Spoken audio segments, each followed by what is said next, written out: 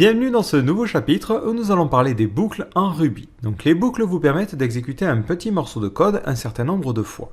Donc il existe plusieurs manières d'écrire des boucles en Ruby. On a la possibilité d'utiliser la boucle while, les boucles for ou encore les itérations.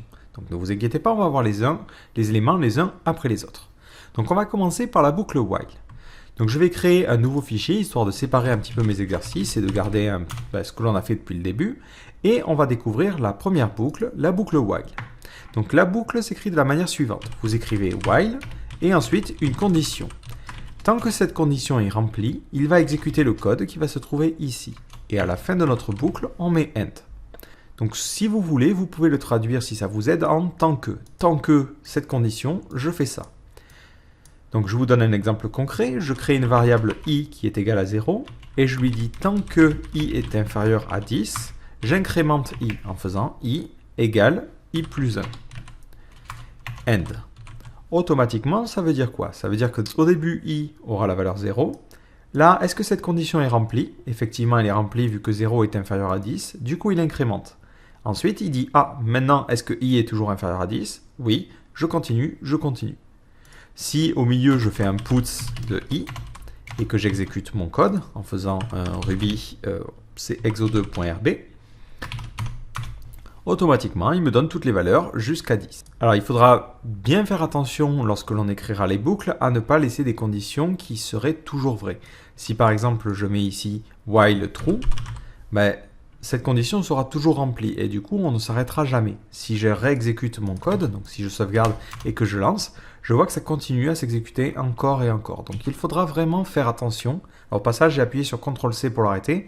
Mais il faudra vraiment faire attention lorsque vous écrirez des boucles à faire en sorte que cette condition devienne fausse à un moment donné. Sinon, vous allez vous retrouver avec une boucle infinie et suivant sur quoi vous êtes en train de développer, ça peut provoquer une saturation de la mémoire ou faire planter votre programme. Alors, histoire de mettre en pratique cette boucle, je vous propose un petit exercice. Donc le but, ça va être de demander à l'utilisateur, comme d'habitude, on va d'abord écrire le processus de l'algorithme. Donc le but, c'est de faire deviner un chiffre à l'utilisateur, mais contrairement à avant, on continue de lui demander jusqu'à qu'il tombe sur la bonne valeur. Donc on va commencer par stocker un chiffre à deviner. Donc on ne va pas le faire aléatoirement, on va vraiment stocker une valeur. Donc ensuite, on va dire tant que l'utilisateur ne devine pas le chiffre, on lui demande de rentrer un chiffre. Voilà.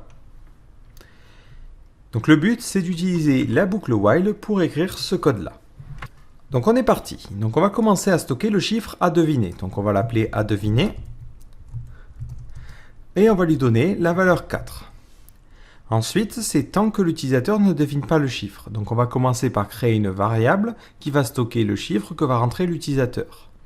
Donc là, on va l'appeler A. Je ne suis pas vraiment inspiré. Et on va lui mettre une valeur par défaut à 0 par exemple. Ensuite, on a besoin d'écrire le tant que l'utilisateur ne devine pas le chiffre. C'est-à-dire que tant que la valeur qui est entrée est différente de la valeur à deviner. Donc on va mettre while à deviner est différent de la valeur qui a été rentrée. Donc tant qu'on a cette condition, on va exécuter notre code. Et tout de suite, je pense à mettre le end.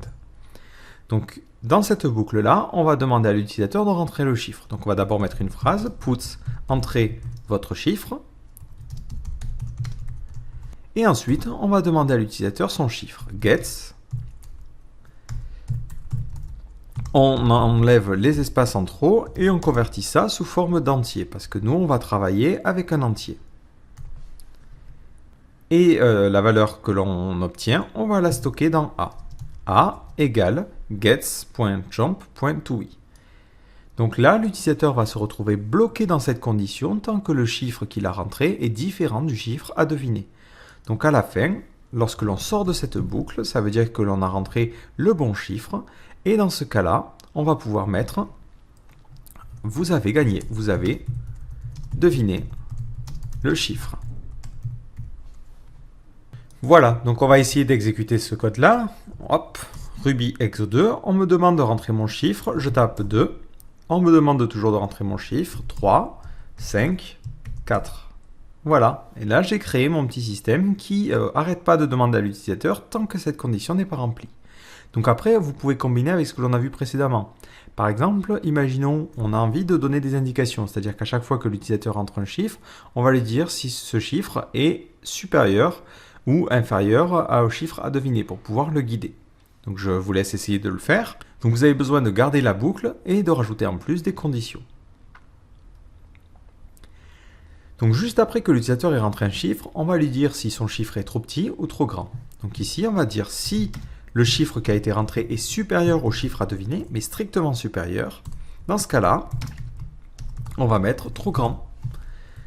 Sinon, on serait tenté de mettre trop petit. Si on fait ça, on laisse une erreur, parce que si jamais l'utilisateur rentre pile poil le chiffre à deviner, on va lui dire, dans ce cas-là, on va lui dire trop petit. Et ça, c'est pas idéal. Donc ici, on va utiliser le else if qui nous permet de mettre une sous-condition. Donc on va mettre si le chiffre est strictement inférieur au chiffre à deviner. Dans ce cas-là, c'est trop petit. Si le chiffre est égal, on rentre dans aucune de ces deux conditions, on sortira de cette boucle et on arrivera là. Donc on va faire un essai, je sauvegarde, je réexécute mon code, je tape 3 et on me dit trop petit. Je tape 4, ou je tape 5 plutôt, on me dit trop grand, je tape 4 et on m'a dit vous avez deviné le chiffre. Hop là, au passage, désolé pour l'erreur, la faute d'orthographe énorme, mais voilà, vous voyez qu'on peut avec une petite boucle arriver à créer un petit code qui est plutôt sympa.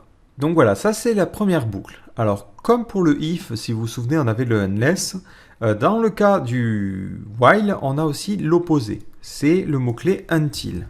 Until, c'est l'inverse de while, c'est-à-dire qu'on mettra ici la condition qui permettra au script de s'arrêter. Ça veut dire, si on le traduit en français, jusqu'à que. Jusqu'à que le chiffre à deviner soit égal à A, on continue à exécuter ce code. Donc ça peut être pratique pour la lecture. Ceci étant dit, on préférera toujours utiliser le while parce que ça demande de faire une conversion entre guillemets dans sa tête et c'est pas forcément évident. Mais il faut savoir qu'elle est là si jamais vous la rencontrez. Donc là, on va se retrouver dans le même cas de figure, c'est-à-dire que tant que l'utilisateur ne trouve pas 4, on va continuer à lui demander. Donc le until, c'est un while inversé. Donc en général, on ne va pas beaucoup l'utiliser parce qu'on peut effectivement écrire directement la condition comme ceci, en écrivant un différent 2 et on obtient le même résultat. Après, si vous mettez trop de mots-clés différents, on peut se perdre un petit peu dans le code. Donc ça, c'est le premier type de boucle. Le problème de ces boucles-là, c'est qu'on n'a pas forcément le contrôle sur le nombre de fois que ça va être exécuté. Ou en tout cas, c'est difficile d'avoir un contrôle à ce niveau-là. Donc on a un second type de boucle qui est la boucle for. Cette boucle va nous permettre d'indiquer combien de fois on souhaite qu'un code soit exécuté. Donc là, je vais renommer cet exercice en l'appelant exo underscore while, histoire de le garder en mémoire, et on va créer un nouvel exo qu'on va l'appeler exo underscore for.rb. Donc la boucle for fonctionne de la manière suivante. Vous allez mettre for suivi d'une variable, in et un range. Alors ne vous inquiétez pas, je vais vous l'écrire, vous allez voir que c'est beaucoup plus simple à comprendre une fois que c'est écrit. Et là on met puts et on affiche le nombre. Donc là globalement on va dire pour num allant de 1 à 10, donc num prendra alternativement la valeur 1, 2, 3, 4 et ainsi de suite jusqu'à 10, alors on exécute le code qui se situe dans cette boucle-là. Si j'exécute ce code-là, si je fais un Ruby, donc c'est exo underscore loop underscore for, automatiquement je vais voir toutes les valeurs allant de 1 à 10. Donc ça c'est la première possibilité. On a aussi la possibilité de mettre 3 points au niveau du range. Alors le 3 points c'est une exclusion, ça veut dire qu'on va de 1 à 10 mais sans inclure 10. Si je réexécute le code que j'ai écrit ici, on s'arrête juste avant la valeur. Donc en général on retrouvera aussi cette syntaxe là, mais si jamais vous souhaitez isoler le dernier chiffre, il faudra mettre 3 points. Un autre élément important, c'est que vous avez la possibilité de sauter des étapes. Par exemple, on va dire si le numéro est égal, par exemple, à 3, je fais next. Next permet de dire, bon, peu importe ce qu'il arrive, je saute. Donc si je le mets là, ça ne fera rien, mais si je le mets juste avant, hop, ça ne va pas exécuter le code qui est après. Ça saute directement au palier suivant. Donc si je fais un coup de rubis, je vois que la valeur 3 a été ignorée. Donc ça peut être intéressant, si une condition est remplie, on peut lui dire, bon ben tu sautes et tu passes au palier suivant.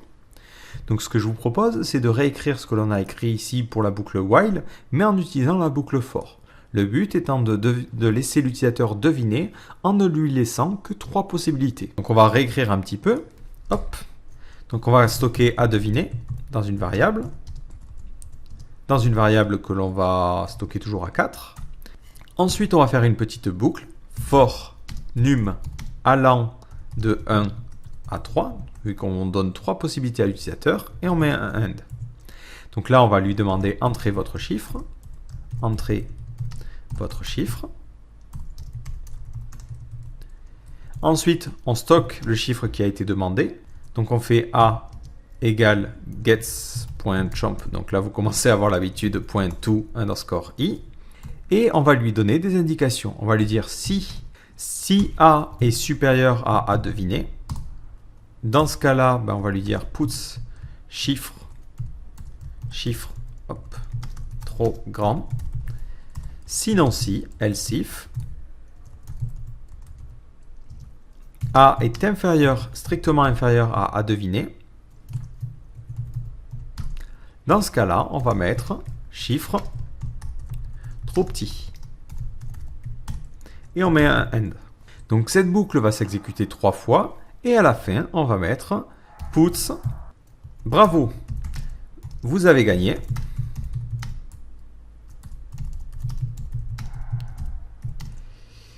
Mais ce chiffre, on ne doit l'afficher que si l'utilisateur a bien deviné, si A est bien égal au chiffre à deviner. Voilà. Donc on va essayer d'exécuter notre code. Donc on me demande de rentrer un chiffre, je tape 2, je tape ensuite 3, c'est toujours trop petit, je tape 4 et on me dit bravo, vous avez gagné. Le problème actuellement, c'est que si je tape 4 dès le début, eh ben on continue de me demander au moins 3 fois de taper mon code. Du coup, j'ai un petit problème. Alors ici, on peut utiliser le fameux next en lui disant tout en haut, si A est égal au chiffre à deviner, dans ce cas-là, ça ne sert à rien d'aller plus loin. Tu peux faire un coup de next. Alors le problème, si on écrit ce code-là, c'est qu'au début de notre algorithme, quand on va arriver ici, il va me dire « Ah, c'est bizarre, la variable A, moi je la connais pas. » Et je vais avoir cette erreur-là. Undefined local variable ou méthode A. Il ne connaît pas ce truc-là. Donc ce que je peux faire pour qu'il évite de s'y mélanger les pinceaux, c'est déclarer ma variable tout en haut. Donc je peux la déclarer en lui stockant n'importe quoi comme valeur. Donc par exemple 0 ou nil ou n'importe quoi. Donc en général, on prend dans le réflexe, lorsque l'on veut créer une variable vide, de créer la variable en lui stockant la valeur nulle. Nil en Ruby. Donc je sauvegarde et je réexécute. Donc je rentre un chiffre, je rentre 2, je rentre maintenant 3, je rentre 4, j'ai gagné. Maintenant, qu'est-ce qui se passe si je tape 4 au second coup? On me dit bien, bravo, vous avez gagné. Parce qu'automatiquement, lorsque je rentre la valeur, mais le next va permettre de shunter toutes les étapes suivantes. Donc ça, ce sont deux éléments qui sont les éléments vraiment basiques pour créer des boucles. Ensuite, on a un truc un petit peu plus particulier, c'est les itérateurs et les blocs. Alors là, ça va être un petit peu plus compliqué. On y reviendra dessus un petit peu plus tard dans la formation, c'est-à-dire qu'on va ici découvrir comment les utiliser, mais on verra plus tard qu'est-ce que c'est vraiment derrière et comment ça fonctionne. Donc on va créer un nouveau fichier, hop, new file, on va l'appeler exo_iterator. Et on va l'exécuter tout de suite pour pouvoir l'exécuter plus rapidement après et pas se prendre la tête. Donc un itérateur ou un bloc va permettre d'exécuter un morceau de code suivant une certaine condition. Donc le premier itérateur que l'on va rencontrer, c'est avec le mot-clé loop. Donc lorsque vous faites loop, vous pouvez lui dire d'exécuter un code particulier à l'intérieur. Et ce code va être exécuté de manière infinie. Donc si ici je mets puts salut, et que j'exécute seulement ce code, hop, ça ne va jamais s'arrêter. Si je souhaite bloquer l'exécution de cette boucle-là, il suffit que j'utilise le mot-clé break. Donc si par exemple je choisis de convertir l'exo while, hop, donc je demande à l'utilisateur le chiffre à deviner. Ici j'ai décidé d'utiliser un bloc plutôt que d'utiliser le while, donc je fais loop do, et lorsque l'utilisateur a deviné, donc on va imaginer ici la dernière condition, mais dans ce cas-là, je break, end. Et je peux mettre par exemple le puts juste avant. Voilà, vous avez deviné. Et ensuite, je bloque l'exécution de la boucle. Donc on va faire un petit essai. Je réexécute l'exo d'itérateur. Je rentre la valeur 2, je rentre la valeur 6, je rentre la valeur 4. Et automatiquement, on s'est arrêté. Donc ensuite, on a une manière un petit peu plus courte d'écrire les boucles. Si jamais vous avez un seul bout de code à exécuter, vous faites loop. Et plutôt que d'utiliser le do et le end, vous mettez entre crochets le code à exécuter. Donc puts, par exemple, salut comme tout à l'heure. Donc là, pour le coup, ça ne va jamais s'arrêter. Mais c'est pour vous montrer l'autre syntaxe. Donc celle-là, on pourra, bon, dans le cas du loop, ça ne sert pas à grand chose, mais dans d'autres cas, on va pouvoir l'utiliser. Alors tout ce qui est entre le do et le end, c'est ce que l'on appelle un bloc. Alors pour bien comprendre la terminologie, je vous propose d'aller sur la documentation. Alors ne vous inquiétez pas si vous ne comprenez pas tout, certaines notions, on va les voir par la suite, mais c'est important de savoir un petit peu comment s'y référer et comment on trouve ces informations-là. Donc on va essayer d'avoir plus d'informations sur loop. Donc si vous cherchez dans la documentation loop, alors ici je suis allé sur devdocs.io, vous faites /ruby et vous avez que la doc de Ruby, parce que je trouve que la documentation est un petit peu plus sympa. Vous voyez qu'il y a une fonction ici qui s'appelle loop, qui se trouve dans kernel. Donc kernel, c'est globalement la classe principale de Ruby. Donc tout le code que vous écrivez se situe au niveau de kernel. Et vous avez une fonction loop qui prend en paramètre un bloc. Et vous avez un exemple qui reprend un petit peu ce que l'on a écrit. Vous avez cette notion de bloc à d'autres endroits. Par exemple, si vous cherchez sur les entiers, sur les integers, vous avez une méthode qui s'appelle times. Donc cette méthode, si vous regardez, elle prend aussi un paramètre qui est le bloc, mais elle prend aussi entre pipe le i. Alors de quoi s'agit-il? Qu'est-ce que c'est que ce truc-là? Donc en fait, les blocs peuvent prendre des paramètres. Ces paramètres peuvent prendre plusieurs valeurs au fur et à mesure de l'exécution du code. Donc, par exemple, si on veut reprendre ce que l'on avait fait pour le for, hop. Ce que l'on peut écrire, c'est lui dire 3.times, donc ça c'est bien une méthode des integers, do, et là on lui passe en paramètre un numéro, num. Alors là, je vous sens, vous êtes un petit peu perdu, ne vous inquiétez pas. Si je reprends ce que j'avais écrit tout à l'heure, ça équivaut exactement à faire ça. Pour num, allant de 1 à 3. Là, je lui dis, fais 3 fois ce code ici et stocke l'état de l'énumération dans la valeur num. Donc, si je fais un petit essai en supprimant tout le code que l'on a fait et que je fais ici juste un puts de num et que j'exécute mon code, alors on va supprimer tout le code qu'il y a autour. Hop. Automatiquement, il va de 0 à 2. Donc attention, lorsque l'on fait une énumération, il commence non pas par 1, il ne fait pas 1, 2, 3, mais il commence par 0. Donc les blocs, si vous voulez, peuvent prendre des paramètres qui prendront différentes valeurs. Et on en retrouve un petit peu partout dans le langage. Si on regarde aussi au niveau de nos tableaux, donc au niveau de array, on a une méthode qui s'appelle each, qui permet, comme son nom l'indique, si vous traduisez du français de l'anglais au français, de parcourir tous les éléments d'un tableau et qui stockera dans la variable qui sera en paramètre l'élément. Donc je vous donne un exemple concret. On avait vu comment faire un tableau d'élèves. Donc on va faire par exemple élèves égale, on va mettre Jean, hop, Jack et Marine par exemple. Si j'ai envie de parcourir tous ces élèves et afficher un mot particulier, je peux faire élève.each do, donc là je mets un bloc, et ce bloc peut prendre un paramètre.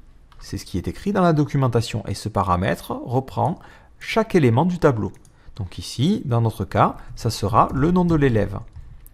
Et on va mettre une petite phrase pour présenter les élèves, puts, hop, bonjour, suivi du nom de l'élève. Donc là, ça sera le nom de l'élève. Si j'exécute le code de cette itération-là, je vois que ça fait bonjour Jean, bonjour Jacques et bonjour Marine. Alors si on regarde aussi dans la documentation, on a d'autres blocs. Par exemple, on a ici each index qui fera la même chose, sauf qu'au lieu de nous renvoyer ici le nom de l'élève, ça nous renvoie l'index du tableau. Si vous vous souvenez dans les tableaux, ça c'est l'index 0, 1 et 2. Si j'exécute mon code, ça me dit bonjour 0, bonjour 1 et bonjour 2. Donc là, en l'occurrence, ça n'a pas vraiment d'intérêt. Mais voilà, il faut savoir qu'à chaque fois que l'on rencontre un bloc, on peut faire une petite boucle pour pouvoir itérer dessus. Donc pour itérer sur les tableaux, on a le each qui est plutôt pas mal. Si jamais on cherche au niveau des hash et qu'on cherche la méthode each, on a aussi une méthode each, sauf que elle prendra deux paramètres, clé et valeur. Donc on va refaire l'exemple, on va mettre par exemple Marine et on va lui stocker un hash. On va lui donner l'âge, par exemple 4. On va lui donner un nom, donc nom. On va lui mettre Marine. Bon, c'est un petit peu bête en l'occurrence. Et on va lui donner une note de point 14. Imaginons j'ai envie d'afficher une liste en mettant âge de point 4, nom de point Marine. Ben là, je peux utiliser la boucle each. Donc je fais un Marine, point each, do. Ici, je vais mettre en paramètre, donc si on regarde la documentation, c'est d'abord la clé, puis la valeur. Donc la clé prendra alternativement âge, puis nom, puis note. Et la valeur prendra 4, Marine et 14. Donc on va mettre ici key et value. Ouais, on va essayer de rester en anglais, clé et valeur. Voilà, histoire de perdre personne. Et je mets un end. Donc là, si je veux afficher une jolie phrase, je mets puts. Je vais commencer par mettre le nom de la clé, deux points, la valeur.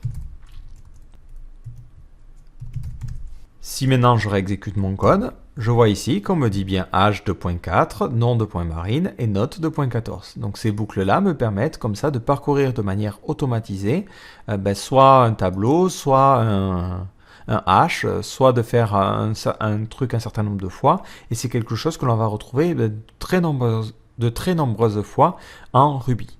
De la même manière, vous pouvez écrire les choses de manière un petit peu plus courte. Là, en l'occurrence, j'ai qu'un seul morceau de code à exécuter, donc je peux utiliser le système d'accolade que l'on avait vu précédemment. Donc au lieu du do et du end, je mets une accolade à cet endroit-là, je mets mon code ensuite, et je ferme avec l'accolade. Donc vous allez vraiment retrouver, lorsque vous allez lire du code, ces deux syntaxes-là. Donc il faut vraiment être habitué à rencontrer les deux. Donc là, c'est vrai que ça fait un petit peu particulier si vous venez d'un autre langage de programmation, mais voilà, sachez que c'est exactement la même chose que ça. Donc si je réexécute, vous voyez que ça me donne toujours bonjour Jean, bonjour Jacques et bonjour Marine. Donc voilà pour les différents types. Alors on va faire un petit récap. While vous permet d'exécuter un code tant qu'une condition est remplie. Et hop, vous mettez un end à la fin. Et là, vous allez avoir le code que vous voulez. Ensuite, vous avez le for qui vous permet d'exécuter un code un certain nombre de fois. Donc vous mettez for num allant de 1 par exemple à 3. Et ensuite, vous allez exécuter un code ici. Sachant que vous avez, dans le cas du for, la possibilité de mettre un next pour passer à l'élément suivant. Et ensuite, on a vu comment utiliser les blocs. Alors les blocs s'écrivent de la manière suivante. Donc vous avez une instruction et vous mettez do et à la fin end. Et certains blocs peuvent prendre des paramètres que vous allez mettre ici. Et ils peuvent en prendre autant que définis dans la documentation ou définis dans l'élément principal. Donc dans le cas d'un tableau, le each permet de faire un bloc qui va parcourir chaque élément du tableau. Le each dans le cas d'un hash prendra deux paramètres, la clé et la valeur. Et on pourra comme ça obtenir alternativement chaque clé et chaque valeur. Donc ça, c'est vraiment une notion importante à bien comprendre en Ruby parce que vous allez vraiment l'utiliser de nombreuses fois. Donc histoire de s'assurer que tout soit bien clair, je vous propose un petit exemple et un petit exercice dans le prochain chapitre où nous allons vraiment rien apprendre de plus, mais on va mettre en pratique tout ce que l'on a vu jusqu'à maintenant pour créer un système capable de calculer la fréquence des mots dans un texte. Donc je vous donne rendez-vous dans le prochain chapitre.